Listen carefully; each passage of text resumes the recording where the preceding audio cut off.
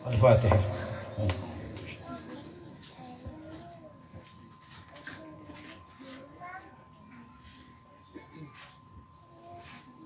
Assalamualaikum warahmatullahi wabarakatuh. Salam sejahtera bagi kita sekalian. Alhamdulillah, alhamdulillahilladzi khalaqal mauta wal hayat liyabluwakum ayyukum ahsanu amala. Asyhadu an la ilaha illallah wahdah wa asyhadu anna Muhammadan abduhu wa rasuluhu wa la nabiyya ba'dah. Allahumma salli wa sallim ala Rasulillah Muhammad ibn Abdillah wa ala alihi wa sahbihi wa mawalah, ma ba'd.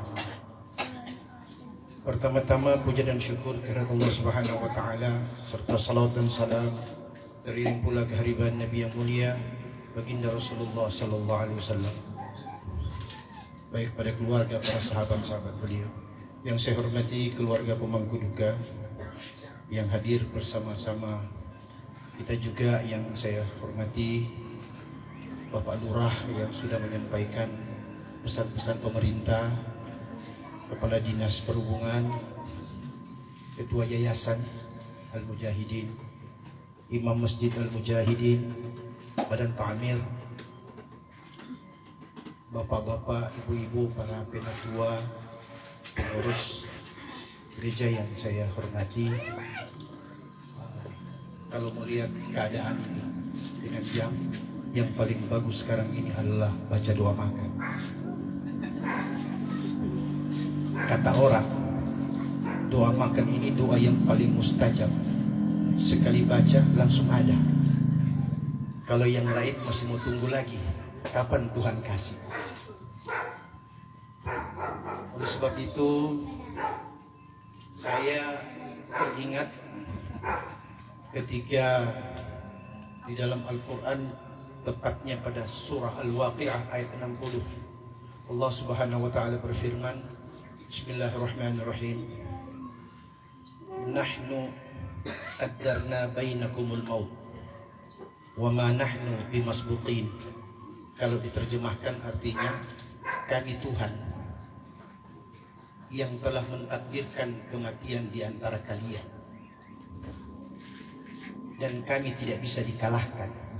Demikian firman Allah dalam Al-Quran. Apa maksud daripada kata takdir? Saya kasih sebuah ilustrasi. Kalau di rumah sakit ada pasien yang sudah sekarat, ada yang diinfus, pasang oksigen, pasang kateter, semua dipasang alat bantu kedokteran. Tapi pesan dokter kepada keluarga, Bapak jangan coba-coba cabut ini alat-alat bantu ini. Kalau dicabut pasti mati. Ternyata ada yang coba-coba cabut. Betul, setelah dicabut pasiennya mati. Satu pertanyaan, ajal di tangan siapa? Di tangan Tuhan apa di tangan dokter?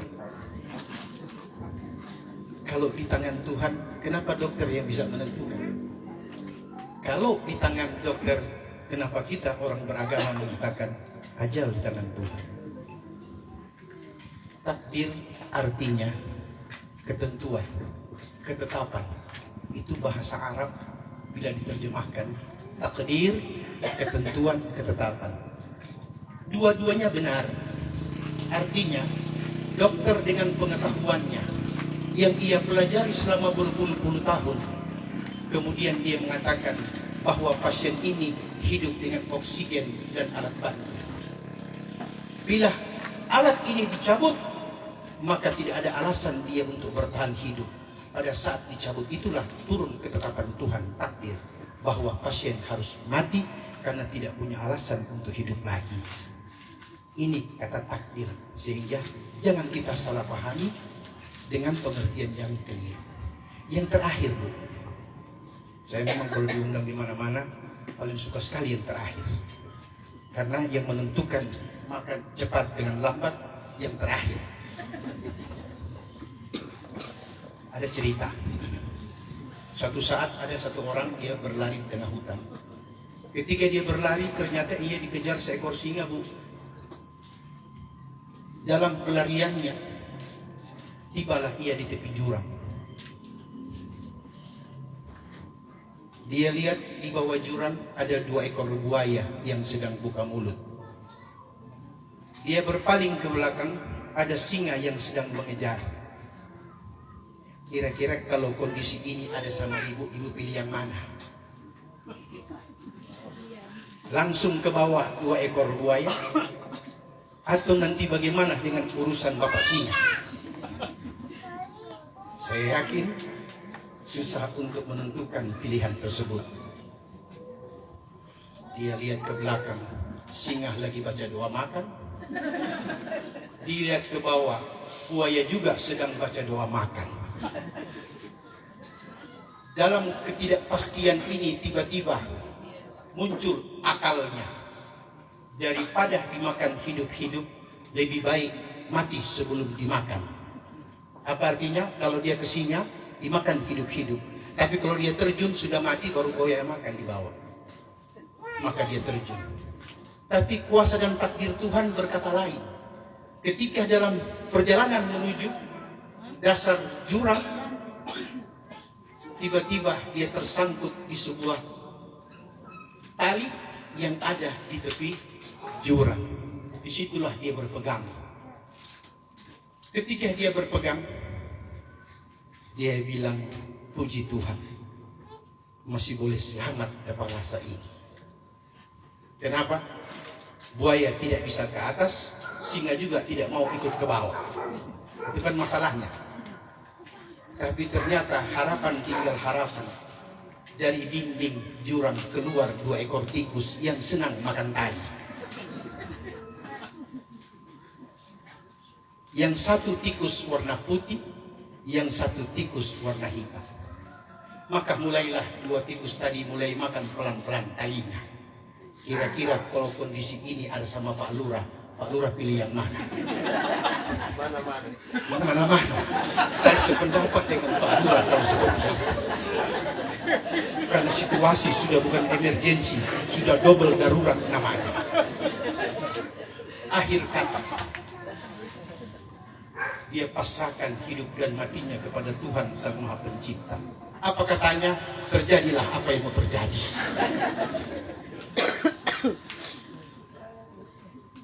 Tapi sebelum itu terjadi, tiba-tiba dia melihat ke atas langit, ada segorombolan lebah yang sedang lewat. Dia kaget melihat lebah lewat, mulutnya terbuka menganga. Tiba-tiba jatuh setetes madu ke dalam mulutnya. Apa dia bilang, Bu? Dia bilang, luar biasa di pemanis. Walaupun hanya sedetik, dia lupa dengan bahaya. Hanya dengan manisnya madu setetes. Ibu, Pak, ini tamsilan tentang manusia hidup. Singa yang mengejar kita, itulah kematian. Ainama takunu yudrikumul maut. Kemana kau pergi, pasti maut akan mengikutimu. Hanya soal timing saja persoalannya. Namun, siapakah tikus yang 2 tadi? Tikus yang 2 ekor itu adalah waktu siang dan malam, putih dan hitam. Apakah tali yang tepat kita bergantung? Itulah umur kita. Suka atau tidak suka, umur kita akan dimakan oleh waktu siang dan malam. Dan siapakah buaya yang ada di bawah? Itulah malaikat yang akan menanti dan menunggu kita di tempat pembaringan akhir. Tergantung kebaikan dan perbuatan yang kita lakukan, dia akan melayani apa yang kau mau. Kau jual, saya beli, kata yang di bawah. Apa yang dimaksud dengan setetes madu yang jatuh? Itulah kehidupan dunia sesaat. Innamal hayatud dunya qalil, kata Tuhan, sesungguhnya kehidupan dunia itu hanya sedikit. Almarhumah hidup dengan kita, tidak terasa telah berpulang, dan ini hari ke-7. Beliau hidup di tengah-tengah masyarakat, di tengah-tengah kita. Kita dengar suaranya, kita tahu sikapnya, kita tahu senyumnya, bahkan kita bisa uraikan seperti apa watak dan karakternya selama bergaul. Kalau ada kesalahan, itu manusiawi namanya. Kalau ada kebaikan, itulah perintah agama. Oleh sebab itu, tentu kita saling memaafkan. Dan yang paling akhir adalah, mari kita baca doa makan.